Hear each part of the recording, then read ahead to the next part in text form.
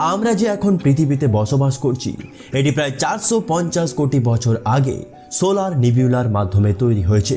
বন্ধুরা, আপনারা তো প্রায় সবাই জানেন যে আমাদের পৃথিবীটা ঠিক কি রকম। আমাদের পৃথিবী সম্পর্কে আমরা নিখুঁতভাবে প্রায় সবকিছু জানি বললেই চলে, কিন্তু বন্ধুরা সেটা কেবলমাত্র উপরিভাগ।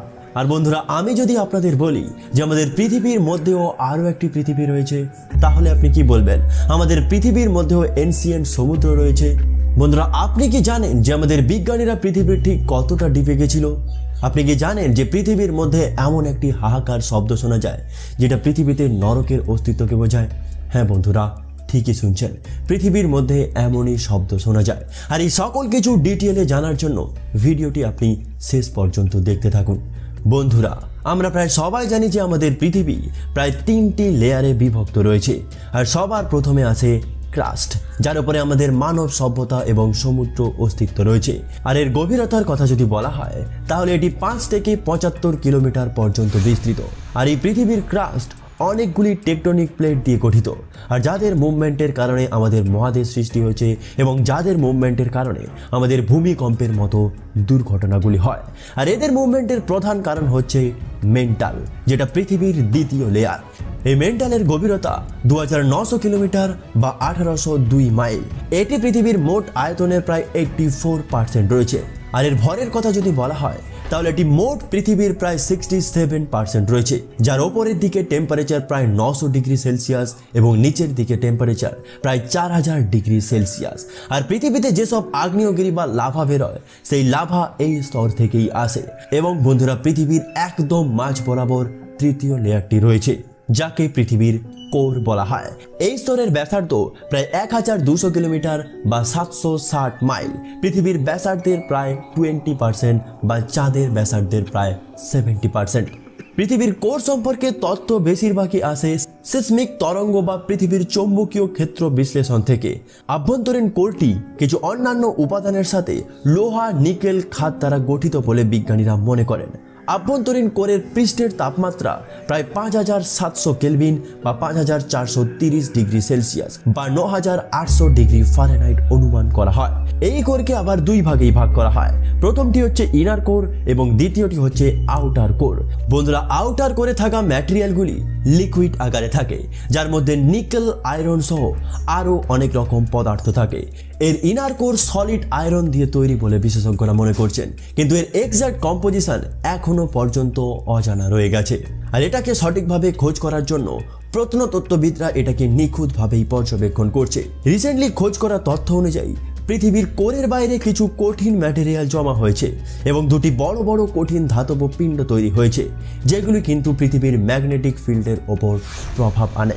একটি বড় পিণ্ড প্রশান্ত মহাসাগর এবং আরেকটি আফ্রিকা মহাদেশের নিচে অবস্থিত। বিজ্ঞানীরা বলছেন যে আফ্রিকার নিচে থাকা বড় পিণ্ডটির জন্য আমাদের পৃথিবীর ম্যাগনেটিক ফিল্ডের শক্তি পর পর কমে যাচ্ছে, আর ভবিষ্যতে হতে পারে আমাদের পৃথিবীর পোলসও বদলে যেতে পারে। কিন্তু প্রশ্ন একটাই যে এত বড় ধাতব পিণ্ড এলো কোথা থেকে? আর বন্ধুরা, ধাতব পিণ্ডগুলিকে LLHVPS অর্থাৎ লার্জ লো শিয়ার ভেলোসিটি প্রভিশনস নাম দেওয়া হয়েছে। আর এটি তখন থেকেই মজুদ ছিল যখন আমাদের পৃথিবীতে কোনো প্রাণের অস্তিত্ব ছিল না। বিজ্ঞানীরা মনে করেন যে এটি থিয়া নামের একটি প্রাচীন প্রোটোপ্ল্যানেটের টুকরো, যেটা আর্লি সোলার সিস্টেমে পৃথিবীর সাথে ধাক্কা লেগেছিল। আর থিয়ার সাথে সংঘর্ষের ফলে আজ আমাদের পৃথিবীতে 24 ঘন্টায় এক দিন হয় এবং আমাদের পৃথিবীর অ্যাক্সিস প্রায় 23.5 ডিগ্রি বেঁকে গেছে। আর বন্ধুরা, যদি পৃথিবী এবং থিয়ার মধ্যে সংঘর্ষ না হতো, আর তাহলে হয়তো আমাদের পৃথিবীতে কখনোই প্রাণের অস্তিত্ব হতো না এবং হয়তো আমাদের একমাত্র উপগ্রহ চাঁদও তৈরি হতো না, যেটা হয়তো আপনারা সবাই জানেন যে থিয়ার সাথে ধাক্কা লাগার ফলে পৃথিবী থেকে একটা টুকরো ছিটকে বাইরে বেরিয়ে এসেছিল, আর যেটা বর্তমানে চাঁদ রূপে রূপান্তরিত হয়েছে। কিন্তু বন্ধুরা, একটা জিনিস কি আপনি ভেবে দেখেছেন যে এই সব ইনফরমেশন আমরা এত কনফিডেন্সলি কিভাবে বলছি? 1970 সালে সোভিয়েত ইউনিয়ন পেচেন্স ডিস্ট্রিক্টে একটি বিশাল বড় হোল করার পরিকল্পনা করছিল, যেটা পৃথিবীর দ্বিতীয় লেয়ার মেন্টাল পর্যন্ত যাবে। আর এই প্রজেক্টটির নাম দেওয়া হয়েছিল কোলা সুপার ডিপ বোরহোল, আর এটিকে লিড করেছিলেন রাশিয়ার জিওলজিস্ট ডেভিড গভারম্যান। সোভিয়েত ইউনিয়ন এই প্রজেক্টটি নিয়ে অনেকটাই এক্সাইটেড ছিল, আর এর পেছনে ওনারা অনেক অর্থ এবং সময় ব্যয় করেছেন। এইরকম খনন করতে করতে 1974 সাল পর্যন্ত ওনারা প্রায় 7000 মিটার ডিপ গর্ত করেছিলেন। কিন্তু তারপরে যত নিচের দিকে খনন করে যাচ্ছে তত পৃথিবীর ডেনসিটি পর পর বাড়তে লাগলো, এবং তারপর এই বোরিং মেশিনটি কাজ করা বন্ধ করে দেয়। কিন্তু বন্ধুরা, সোভিয়েত ইউনিয়ন এখানে হার মানতে চাইছিল না। ওনাদের টার্গেট ছিল অন্তত প্রায় 15000 মিটার পর্যন্ত খনন করবে। তার জন্য ওনারা উরালমাস 1500 নামে একটি বোরিং মেশিনকে স্পেশালি তৈরি করেছিল, আর এই মেশিনটি দিয়ে তারপর 1979 পর্যন্ত প্রায় 12066 মিটার পর্যন্ত গভীর গর্ত খনন করেছিলেন। আর এতটা গভীর পর্যন্ত ঢোকা একটি ওয়ার্ল্ড রেকর্ড ছিল। এবং এই সময় বিভিন্ন দেশের বিজ্ঞানীরা এত নিচ থেকে পাওয়া ম্যাটেরিয়ালগুলিকে পরীক্ষা নিরীক্ষা করতে শুরু করলো, আর এই জন্যই সোভিয়েত ইউনিয়ন এটিকে প্রায় 1 বছরের জন্য স্থগিত রাখার সিদ্ধান্ত নিল। 1980 সাল পর্যন্ত প্রায় সকল রিসার্চ এবং অবজারভেশন সমাপ্ত হলো।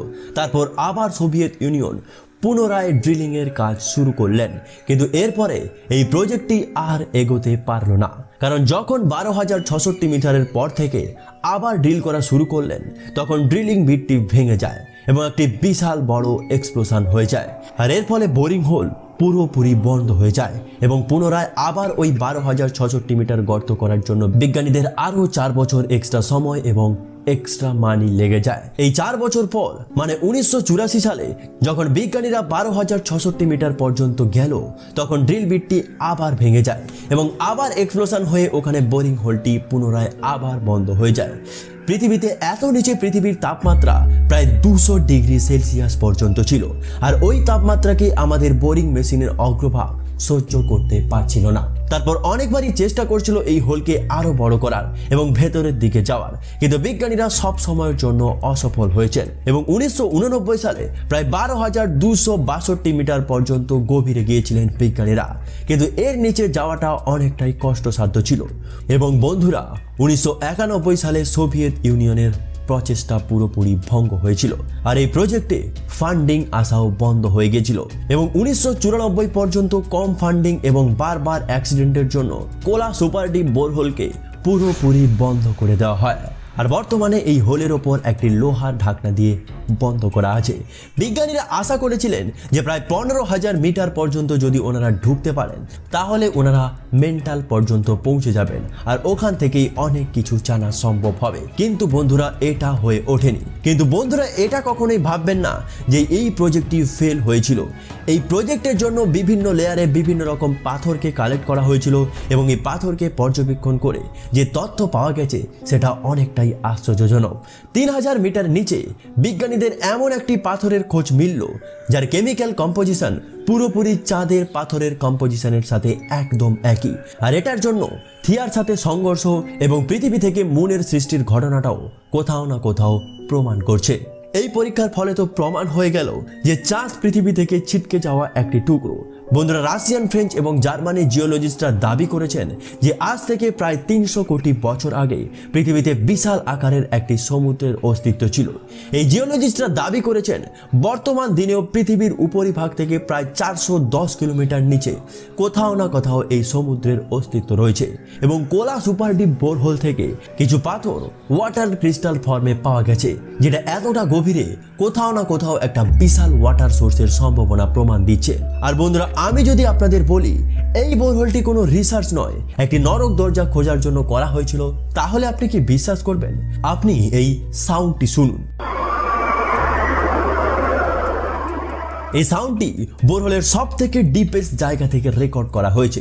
যখন এই সাউন্ডটি পাবলিক করা হয়েছিল, তখন ফিনল্যান্ডের একটি নিউজ পেপারে একে নরক দরজা হিসেবে পরিচিতি দিয়েছিলেন।